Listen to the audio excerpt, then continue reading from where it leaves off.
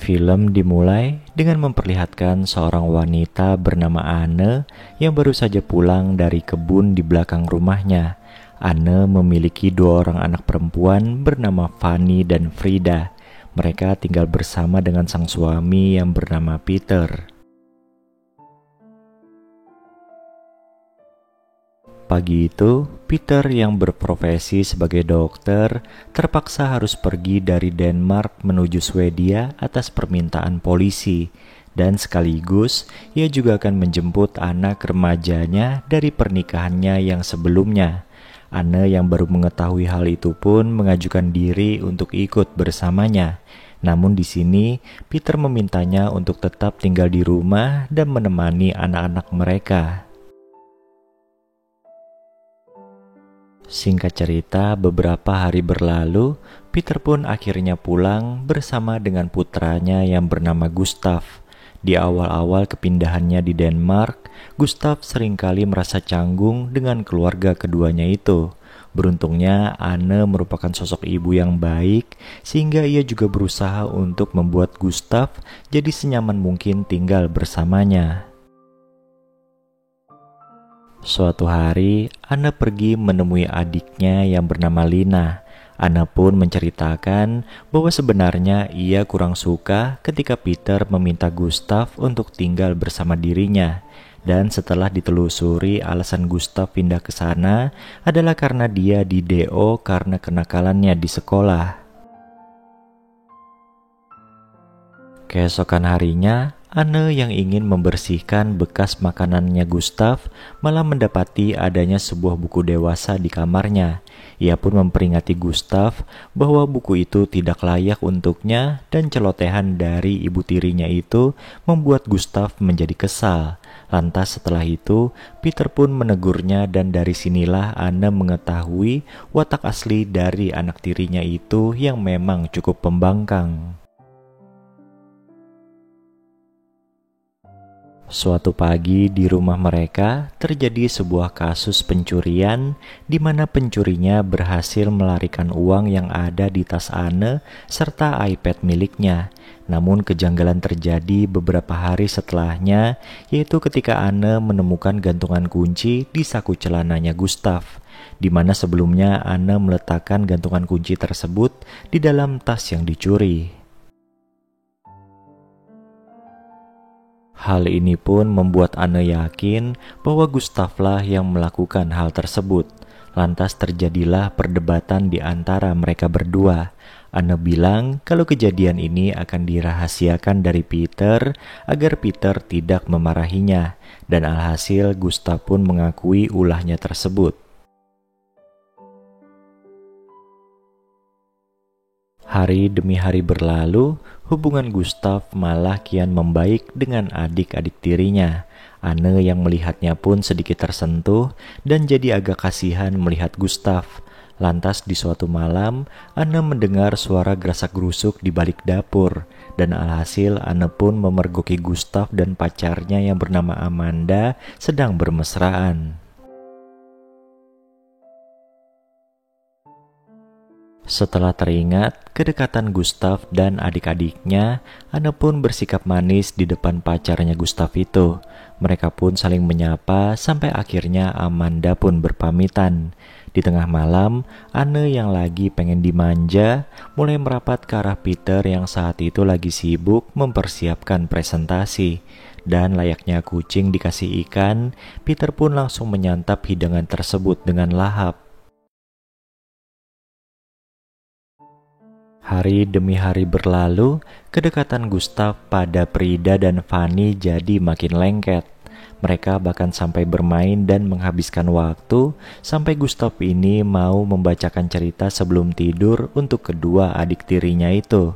Hal ini tentunya berujung dengan Anne yang jadi makin peduli dengan anak bujangnya itu.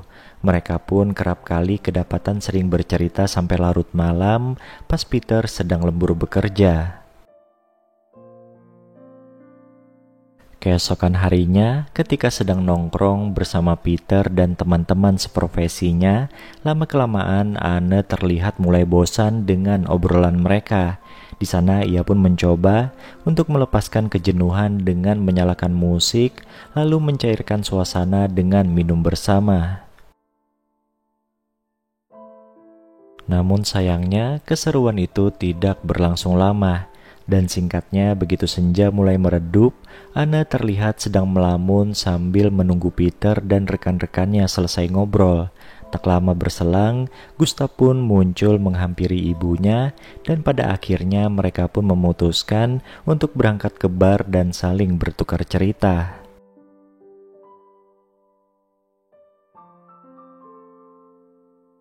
Suatu ketika, keluarga itu terlihat tengah bermain petak umpet bersama, dan di saat anggota keluarga lainnya sedang bersembunyi, secara tidak sengaja Gustav memegang tangan dan bahu ibunya itu.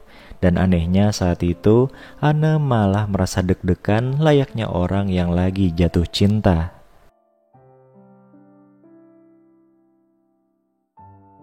Lantas begitu malam harinya tiba, Anne yang sudah benar-benar jatuh cinta pada Gustav memberanikan diri untuk datang ke kamar anak tirinya itu. Dengan wajah polosnya, tangan Anne pun mulai bergerak ke arah pentungan milik Gustav. Tanpa mengeluarkan suara sedikit pun, keduanya pun beradu peluh di kamar itu. Hari demi hari berlalu, setiap Peter pergi, mereka pun selalu menyempatkan waktu untuk mojok berduaan. Mau di hutan sekalipun, Anne mau menyediakan waktunya untuk bermesraan dengan Gustav. Sampai pada akhirnya, ketika acara ulang tahun Frida dan Fanny, Gustav yang kala itu lagi pengen-pengennya menghampiri Anne di depan tempat parkir. Dan ketika mereka lagi bermesraan, tiba-tiba saja Lina adiknya Anne datang melihat mereka. Lina pun syok mengetahui skandal tersebut. Anne yang marah pada Gustav karena tidak bisa menahan hasratnya, memutuskan untuk mengakhiri hubungan mereka. Dan buntut dari kejadian itu membuat Gustav jadi bertingkah aneh lagi. Ia memanjat sebuah pohon dan mengacaukan suasana pesta. Hingga seketika ia malah terjatuh dari pohon itu dan membuat acara adiknya berantakan. Pada keesokan harinya, Peter bilang ke Anne kalau ia ingin mengajak Gustav pergi ke sebuah villa miliknya yang berada di Swedia, sekaligus juga mencari tahu hal yang dialami oleh Gustav karena ia selalu bertingkah laku aneh. Di suatu malam, Peter tiba-tiba bilang pada Anne kalau ia telah mengetahui tentang hubungan gelap Anne dan Gustav. Pria itu pun menambahkan kalau Gustav telah membeberkan semuanya. Anne yang sudah terlanjur malu dan takut suaminya akan berpikir buruk kepadanya tetap berusaha menyangkal. Anne justru menyudutkan Gustav serta Peter yang hingga pada akhirnya ia pun berhasil mengelabui suaminya itu dan membuat Peter jadi tidak mempercayai Gustav lagi.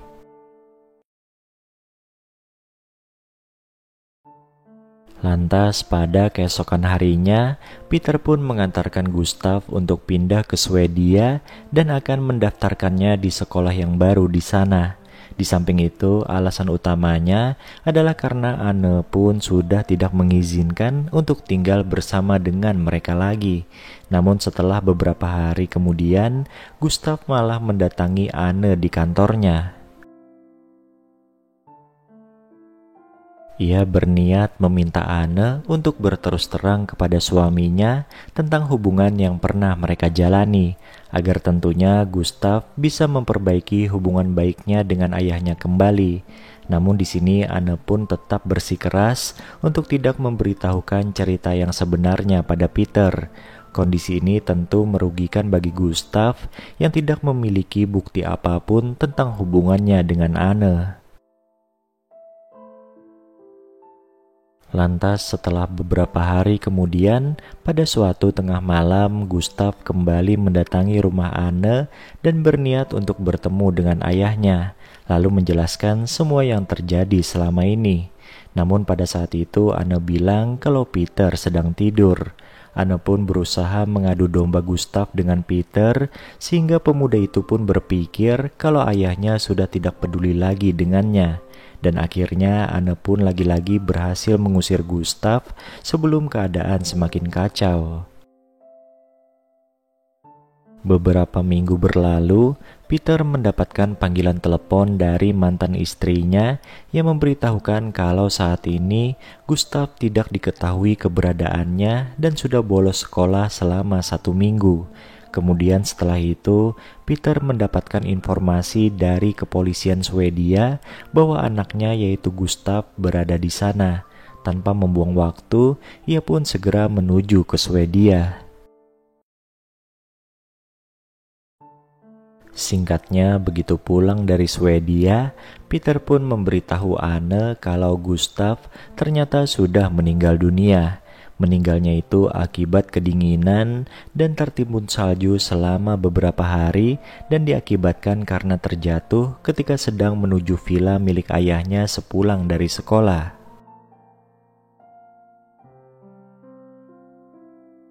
Anne yang merasa bersalah dan menyesal atas perbuatannya tak mampu membendung kesedihannya karena kehilangan sosok Gustav. Dan film ini pun ditutup dengan memperlihatkan keluarga Peter yang sedang dalam perjalanan menuju ke pemakaman.